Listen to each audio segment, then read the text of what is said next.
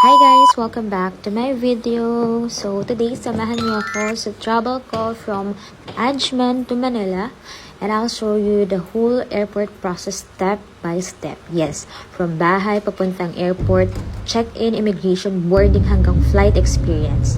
So ngayon, Monday yung flight ko at super traffic.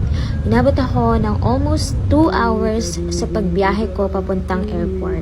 As a sign na malapit ka na sa airport, makikita mo itong sign na Terminal 3 nga pala ako. Yan, DXB. So dahil nga nagkaroon ng crisis dito sa Middle East at medyo kumonti yung flight, medyo konti na rin yung mga tao na basta make sure nyo lang dala nyo yung passport, ticket, wallet, power bank, at syempre yung pasalubong. So, diretsuhin mo lang yan pagpasok mo ng entrance, papunta sa check-in baggage. Madali lang siya kasi may signage. And then, makikita mo tong wait service kaso 2aid. Marami kayong makikita ang flight details screen. Ayan, to monitor. At next na nga yung check-in counter. Dito mo bibigay yung passport mo, yung residence ID mo, or visa kung OFW ka. Tapos, remind lang, bawal yung prohibited items ha. Check nyo yung baggage allowance nyo. Then, after check-in, bibigay na yung boarding pass mo and goodbye muna sa maleta. Kita-kit sa Pinas. So, kapag may hand carry ka, hindi nila titimbangin yan. So, once mabigyan ka na ng boarding ticket, makikita mo yung signage na yan. Actually, guys, akala ko maliligaw ako dito, pero dire-diretso lang pala siya. So, saka hindi ka maliligaw kasi ang dami mong kasabay papunta dun sa susunod mong pupuntahan, ha? Malakas siya, oo, pero marami ka naman kasabay. Ayan, diretso lang yan. Makikita mo tong smart gates. Diyan yung passport scanning, face verification, ayan. Then, pagkatapos, ayan, meron na namang signage. Hindi ka talaga maliligaw. At marami kang kasabay. Ayan, diba? Isa lang naman yung pupuntahan nyo at papunta tayo sa security check. After immigration, security check naman. Make sure remove metal items. Pero ako, hindi ko ni-remove yung hikaw ko. Pero pinag-remove nila yung smartwatch and sapatos hindi. So, syempre yung liquids within allowed limit lang siya. Yung laptop and gadgets, ready ilalabas if needed. Pero ako nilabas ko siya. Tapos, after nun, security check. At ayan, opo, sasakay po tayo ng tren. Kung A1 to A24, kailangan mo sumakay ng tren papuntang gate number mo.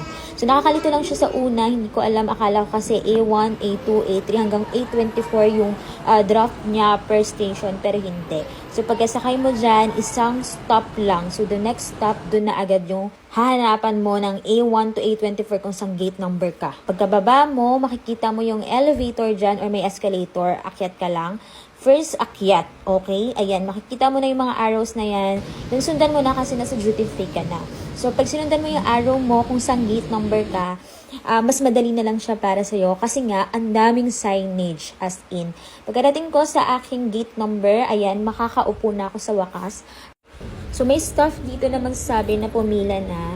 Tapos, yung akin, yung hand carry ko, nilagyan nila ng tag. Tapos, wala akong dala kahit na ano, buti may small bag pala ako. Tapos, ilalagay nila sa check-in baggage. Ayan nga pala, makikita nyo yan pagkababa ninyo. Pag na-check na yung passport nyo, merong specific na upuan kung saan kayo uupo. Pero random na yan, guys. Kung sino lang yung tatawagin na papasok na sa aeroplano, siya na lang yung tatayo. Ganun yung naging setup niya actually. Anyways, ayan. So, boarding na, papunta mismo ang aeroplano. Bali, habang papunta kami sa aircraft mismo, lahat ng may tag na baggage ay ilalagay mo sa gilid.